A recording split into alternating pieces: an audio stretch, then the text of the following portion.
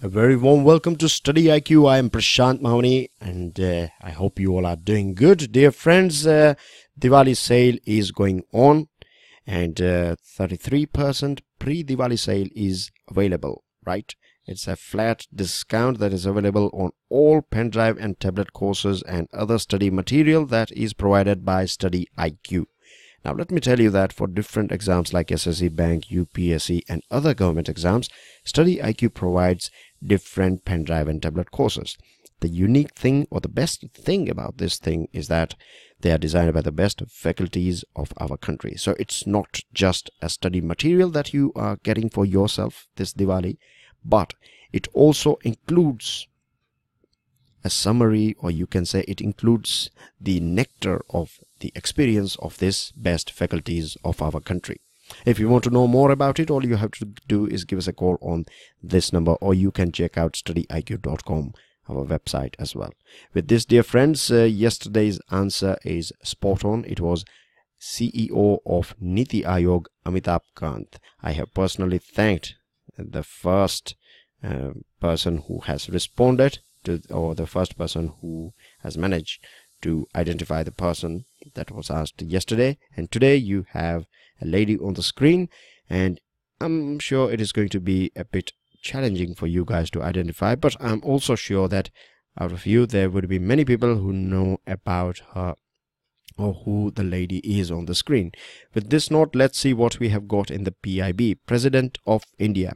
Now, President of India, Sri Ramnath Kovind ji has said that better and more efficient use of water is a challenge for Indian agriculture and industry, right? Better and more efficient. These are the two words he has used. Why he has used these two words? Because we know it very well that in our country, when we talk about agriculture or agriculture sector or farming, then we know that we are using huge amount of water, right? We are using huge amount of water. In fact, the maximum water, the soft water, or you can say the potable water that is used, or the maximum consumption is done by agriculture sector.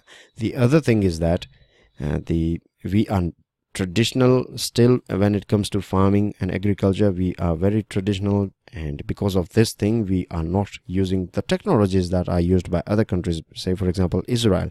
Now we know it very well. We have talked about this thing that Israel has gone altogether to a new level. It is now using the moisture that is available in the atmosphere, right? It is using the moisture available in the air, and this moisture is provided to the roots of the plant, and based on this thing they are successfully, without you can say any sort of water, they are successfully thriving or flourishing in the agriculture sector. So this is something that India should also adopt. We need more technology, and we need more efficient use of water. When we talk about industry, then we know that here there are many industries that are polluting. They are in fact polluting fresh sources of water. What is happening is we have laws, rules and regulation, everything is there, but the people who are implementing it are not doing their job properly. What we see here is that there is we find a sort of triangle, and in this triangle on one side you have bureaucracy, right? That means all the government officers and officials. Then you have the political parties, or you can say the government, and then you have the industry. These three are working in a sort of a team player mode with each other. They are sharing all the profits between each other, corruption and all these things I'm talking about, and because of that, these industries are allowed to do whatever they like.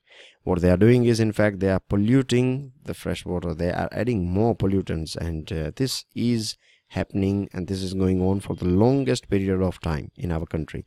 The other thing is that President has inaugurated India Water Week, right? One thing that I would like to highlight here, I'm sure you know that all these days that we celebrate, like Water Week and Environment Day and other sort of day, it is all about creating awareness. But why we have to create awareness? Because we have forgotten the art of living in tune or in sync with nature. the things that in fact provide or support our life, the things that that gives us a sort of quality life, right? If we cannot breathe proper air, you may have millions and millions of rupees in your bank, but if you are living in a city in which you are not able to breathe your air, if you find your children, your parents are suffering from lung diseases, then respiratory diseases, then of course all your money, what the best you can do would be you will go somewhere else, isn't it? That's the only thing you can do. But what about the damage that has already been caused to your people, to your loved ones? In the same way, right, we have no right to destroy the life of other living beings. It may be plants, it may be flora and fauna. We don't have any right at all. But it is us human beings who have done it. It is good on one side, it is good that we are celebrating this sort of weeks, but on the other side, it also indicates that we have lost our cooperation with living with nature. So this is of course a good thing that we are doing this, or we are heading in right direction.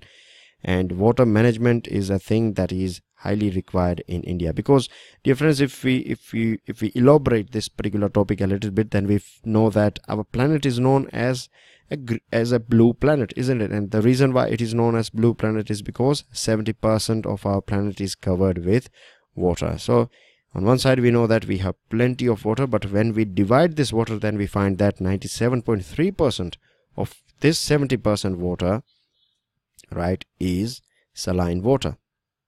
That means we are not able to use it. It has no sort of domestic utility. You will argue, or your mind will say that how about the machine or the vehicle that we watched on news channels when Prime Minister was in Israel? At that point of time, there was a vehicle that was displayed that can filter the water of this, that can filter the saline water, and you can drink the water from it. Right, that is there, no doubt. Technology or this sort of things are always welcome.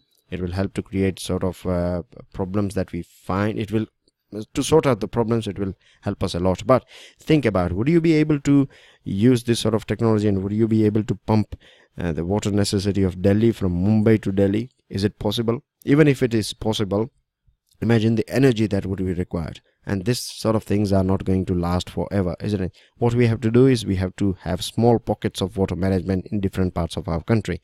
If we break down this 70% even further, then we find that ice cap covers 2%, groundwater is 0.68%. We think that it is never going to end, but we also find that the water table is coming down in different parts of our country and around the world as well. Then you have freshwater lakes, 0.009, inland seas and salt lakes, again 0.009, atmosphere, that means clouds and moisture and everything, total of the world is 0.0019. And the rivers that we generally see as they are very mighty, of course they are mighty, but we think that they are never going to dry up. But here, watch this figure here, all the rivers in the world together accounts for 0.0001, 0.0001%. So that means we don't have unlimited source of water, and that is the reason why we need to ensure that we are managing water efficiently and effectively. Right, so this is the thing. And if we see the other figures, then we find that when we talk about India and water, then we find that the groundwater usage of our country is more than the combined groundwater usage of USA and China. We know that China has more population than us, and in USA as well, we are talking about some 30 crore people, isn't it? So together, if you add these people together, then as well we find that India is using more groundwater, and that is one of the reasons why I was saying that the groundwater table is also decreasing a lot. It is something like you have 5 liters of water in a tank and you add every year half a liter, but if you are using 1 liter and if you are adding only half a liter, then you will find that eventually your tank will dry up. So same thing happens with groundwater as well. Now if we talk about the population, then we have 17% of world population, but the surface water that we have is 4% of the world. So you can see here clearly there is a sort of mismatch of demand and supply. And when we talk about climate change, then we know that the rainfall has become more erratic. Erratic basically means that it is getting difficult and difficult to predict it. The pouring down of rain has changed as well. Earlier we used to have a proper rainfall channel, but now rainfall season, but now we find that the pre-monsoon shower and the post-monsoon shower have increased, but in the core rainy season we find that there are some dry spells. Around 60% of our population is engaged in agriculture. You know that we are using traditional methods. We have huge heads in terms of numbers. So again, political parties are also ready, because 60%, and when we talk about world's 17% populations, 60%, then you know that we are talking about huge heads. And this also means that we have many stomachs as well to feed, isn't it? We have many mouths to feed. And for that, all these vote games and all these things do take place as well. So agriculture is always a sort of hot topic for political people, and they will do something. Many times to win the votes. We also find that the steps that are taken are not always in favor of environment. And the other thing that I would like to add here is that India, when we talk about India, then in the same year, in the same month, many times we find that in one part we have flood, and the other part we are going through drought. So water management again is a thing that is going to help us have a sort of sustainable future. Another items regarding Home Ministry is about NIA, that is National Investigation Agency. Home Minister has inaugurated a new building, new headquarter of NIA, and now you can see that if he is inaugurating, so you know who is the main boss, which ministry is the boss of NIA. Home Minister has said that government is taking steps to ensure that full autonomy is granted to NIA, so it is not left like a caged parrot. And since its inception, from last 8 years, NIA has done a sort of very commendable job. And if we talk about its conviction rate, then 95% is not bad at all. So these are some basic details regarding NIA. But remember, many times you find these sort of questions in your preliminary examination. Election Commission of India has expressed its satisfaction over the poll preparedness, and Gujarat will face election in December this year, and the VVPAT and EVMs are going to be used throughout all constituency.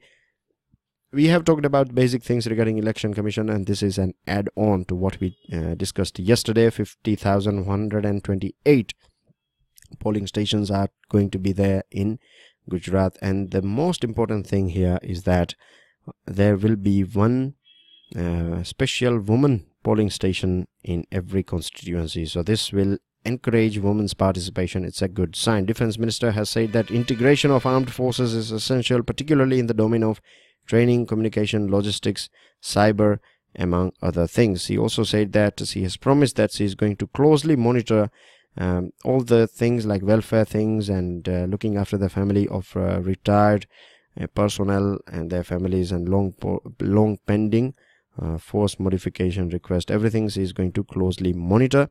And lastly, India has clearly stated to Pakistan that all your nefarious designs and activities, what Pakistan has been doing is on global platform, it keeps on raising the issue of Kashmir. We have clearly stated that this is a matter of India, right? Kashmir is part of India. So if you have any problem, then the only place or the only party you have to talk is India. So if you are taking this particular issue at United Nations level, then that is not going to help, because India will not accept any third party at all when it comes to Kashmir issue. And the other thing is that we have also, a couple of weeks ago, we know that what happened in United Nations General Assembly, Pakistan was kept in a hall of shame because of using false photographs. So these are the things the whole world knows what Pakistan is doing. And today I have a question a bit different for you. You have to find out the theme, right, of the India Water Week. And once you find out the theme, you have to elaborate the main points. You have to say that why this particular point is important. Be as brief as possible. You don't have to write long essays, but this is going to be a fun stuff, I believe, because you have to do a bit of research, and at the same time you have to identify and do some analytical work as well. And these things will help you in your capacity building. That's the reason why I have decided to include this thing for you. With this, dear friends, don't forget to get your 33% flat discount benefit on pen drive and tablet courses. Do not forget to subscribe, share, like, and pass your answers, pass your comment. With this, I end this discussion. Jai Hind.